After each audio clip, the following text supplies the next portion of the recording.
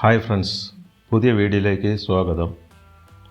മാങ്ങയണ്ടി മുളച്ച് 10 ദിവസം കഴിഞ്ഞ് ചെയ്യുന്ന ഗ്രാഫ്റ്റിങ്ങിനെ പറ്റിയാണ് ഇന്നത്തെ വീഡിയോ. ഇതിനെ സ്റ്റോൺ ഗ്രാഫ്റ്റിംഗ് എന്നാണ് പറയുന്നത്. വീഡിയോ സ്കിപ്പ് ചെയ്യാതെ അവസാനം വരെ കാണുക. മാങ്ങയണ്ടി മുളച്ച് 12 ദിവസമായ ചെടിയാണ് റൂട്ട് സ്റ്റോക്കായി ഞാനിവിടെ എടുത്തിട്ടുള്ളത്. കർപ്പൂരമാവിൻ്റെ കമ്പാണ് സയോണായിട്ടും ഞാനിവിടെ എടുത്തിട്ടുണ്ട്. 2-3 കമ്പുകൾ സയോണായിട്ട് ഞാൻ സെലക്ട് ചെയ്ത് എടുക്കുന്നു. അതിൽ ഏറ്റവും നല്ല കമ്പുകളാണ് സയോണായിട്ട് ഞാനിവിടെ ഉപയോഗിക്കുന്നത്.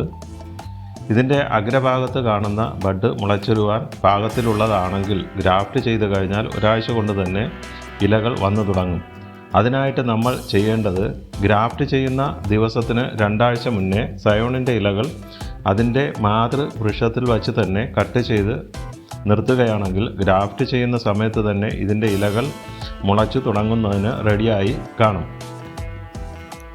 ഇനി നമ്മൾ ഗ്രാഫ്റ്റ് ചെയ്യാൻ പോവുകയാണ്. അതിന് വേണ്ടി സയോണിൻ്റെ ഇലകളെല്ലാം കട്ട് ചെയ്ത് കളഞ്ഞതിന് ശേഷം വി ഷേപ്പ് ആകൃതിയിൽ 2-3 സെൻറ്റിമീറ്റർ നീളത്തിന് ഇതേമാതിരി കട്ട് ചെയ്ത് ബ്ലേഡ് കൊണ്ട് കട്ട് ചെയ്ത് മാറ്റുകയാണ്. നല്ല മൂർച്ചയുള്ള കത്തിയും ഇതിനായിട്ട് നിങ്ങൾക്ക് ഉപയോഗിക്കാം.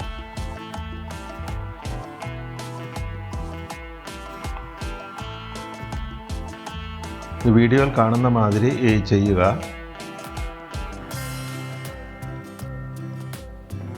നല്ല സ്മൂത്തായിട്ട് കട്ട് ചെയ്തെടുക്കണം, മുഴ പാടില്ല. ബഡ് നോക്കിയാൽ മനസ്സിലാവും നമുക്ക് അത് മുളച്ച് വരാനായിട്ട് പാകത്തിൽ നിൽക്കുന്നതാണെങ്കിൽ പെട്ടെന്ന് മുളച്ച് കിട്ടും, അല്ലെങ്കിൽ കുറച്ച് ലേറ്റാവും. ഇനി നമ്മൾ റൂട്ട് സ്റ്റോക്ക് എടുക്കുകയാണ്. ഇത് 12 ദിവസം പ്രായമായ റൂട്ട് സ്റ്റോക്കാണ്. അപ്പോൾ അതിൻ്റെ 6 ഇഞ്ച് മുകളിൽ വെച്ച്, അതായത് ചുവട്ടിൽ നിന്ന് 6 ഇഞ്ച് മുകളിൽ വെച്ച് കട്ട് ചെയ്ത് കളയുന്നു.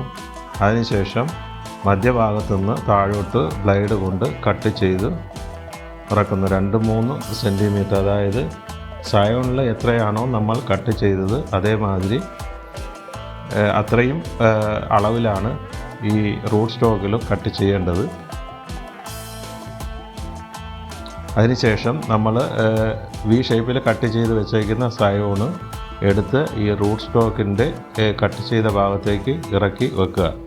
ഇത് റൂട്ട് സ്റ്റോക്കും സയോണും ഒരേ വലിപ്പമാണ്, അതുകൊണ്ട് നല്ല ഗ്രാഫ്റ്റിംഗ് നല്ല മാതിരി വിജയിക്കും. ഇനി രണ്ടിനും വലിപ്പ വ്യത്യാസം ഉണ്ടെങ്കിലും പ്രശ്നമൊന്നുമില്ല. രണ്ടിൻ്റെയും തൊലികൾ ഒരു ഭാഗത്തെങ്കിലും ചേർത്ത് വെച്ച് ഗ്രാഫ്റ്റിംഗ് ടേപ്പ് കൊണ്ട് ഇതേമാതിരി ചുറ്റിക്കെട്ടാൻ ശ്രമിക്കുക. ഞാനിവിടെ ഗ്രാഫ്റ്റിംഗ് ടേപ്പായിട്ട് ഉപയോഗിച്ചിരിക്കുന്നത് ക്യാരി ബാഗിൻ്റെ പ്ലാസ്റ്റിക് കട്ട് ചെയ്ത് എടുത്തിട്ടുള്ളതാണ്. എനിക്കിവിടെ അത് മതിയാവും.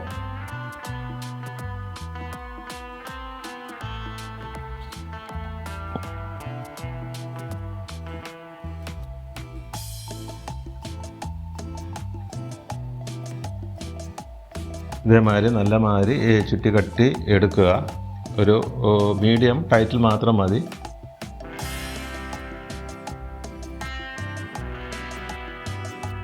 അതിനുശേഷം ഒരു ചെറിയ ഗ്രോ ബാഗ് എടുത്ത് അതിൽ കുറച്ച് മണ്ണ് നിറച്ചതിന് ശേഷം ഈ ഗ്രാഫ്റ്റിംഗ് ചെടി അതിലോട്ട് വെച്ചിട്ട് വീണ്ടും കുറച്ച് മണ്ണ് കൂടി ഇട്ട് കൊടുക്കുക. വെറും മണ്ണ് മാത്രം മതിയാവും.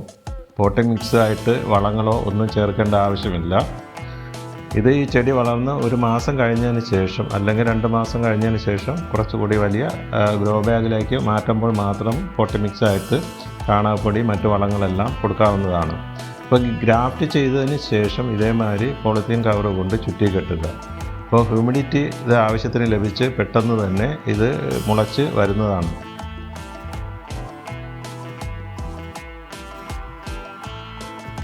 അപ്പോൾ ഇങ്ങനെ ചെയ്തതിന് ശേഷം ഷെയ്ഡുള്ള ഭാഗത്തേക്ക് ഇത് മാറ്റി വെക്കുക. 15 ദിവസം കഴിയുമ്പോഴത്തേക്കും ഇതിൽ നിന്നും പിന്നെ മുളകൾ വന്നു തുടങ്ങും. കുറച്ച് വെള്ളം ഒഴിച്ചു കൊടുക്കുക. 2 ദിവസം കൂടുമ്പോൾ കുറച്ച് വെള്ളം ഒഴിച്ച് കൊടുക്കേണ്ടതായിട്ടുണ്ട്. അപ്പോൾ ഇത് നമ്മൾ 2 ആഴ്ച കഴിഞ്ഞതിന് ശേഷമുള്ള റിസൾട്ടാണ് നമ്മൾ കാണാൻ പോകുന്നത്. അതിലെ 2 ചെടികളാണ് ഞാനിവിടെ ഗ്രാഫ്റ്റ് ചെയ്ത് വെച്ചതിൽ നിന്ന് നമ്മൾ നോക്കാൻ പോകുന്നത്. സാവധാനം ഇതിൻ്റെ മുകളിൽ കവർ ചെയ്തിരിക്കുന്ന കവറ് മാറ്റുക.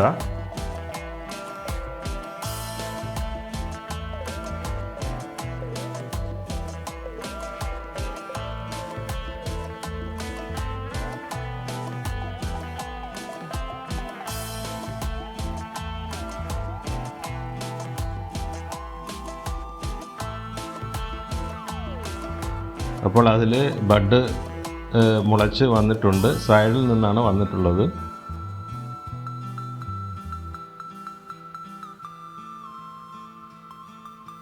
അടുത്ത ഗ്രോ ബാഗിൽ ഇരിക്കുന്ന ചെടിയിൽ നിന്നും ആ കവറും കൂടി എടുത്ത് മാറ്റുന്നു.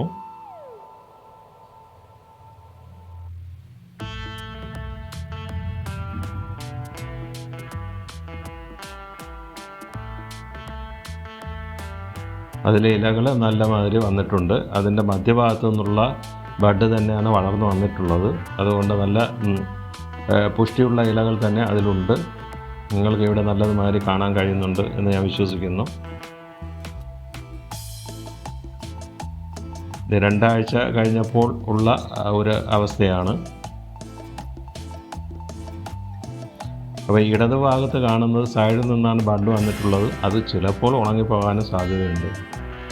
അതത്ര ആരോഗ്യമുള്ള ബഡല്ല. ചിലപ്പോൾ മധ്യത്തിൽ നിൽക്കുന്ന ബഡ് വളർന്നു വരും. എന്നാലും നമുക്ക് നോക്കാം.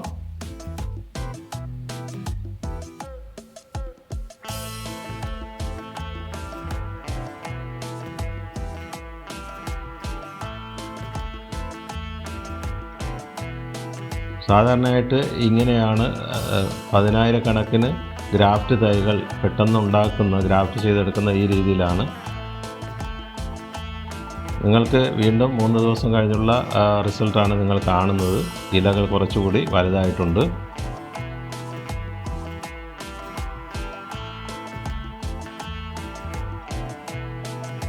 തീർച്ചയായിട്ടും നിങ്ങൾ എല്ലാവരും ഈ ഗ്രാഫ്റ്റിംഗ് ഒന്ന് പരിശ്രമിച്ച് നോക്കുക. അപ്പോൾ ഇനി ഒരു 5 ദിവസം കഴിഞ്ഞുള്ള റിസൾട്ടാണ് ഈ കാണുന്നത്. കുറച്ചുകൂടി ഇലകൾ വലിപ്പം വെച്ചിട്ടുണ്ട്.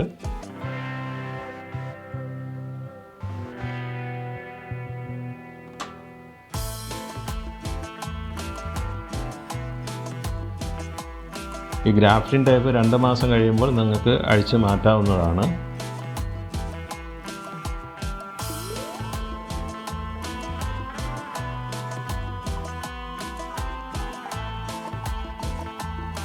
അപ്പോൾ 10 ദിവസം കഴിഞ്ഞിട്ടുള്ള റിസൾട്ടാണ് ഈ കാണുന്നത്. അപ്പോൾ നിങ്ങൾക്ക് വീഡിയോ എല്ലാവർക്കും ഇഷ്ടമായെന്ന് കരുതുന്നു. ഇഷ്ടമായെങ്കിൽ ലൈക്ക് ചെയ്യുക, ഷെയർ ചെയ്യുക, സബ്സ്ക്രൈബ് ചെയ്യാത്തവരുണ്ടെങ്കിൽ സബ്സ്ക്രൈബ് ചെയ്യുക. നന്ദി, നമസ്കാരം.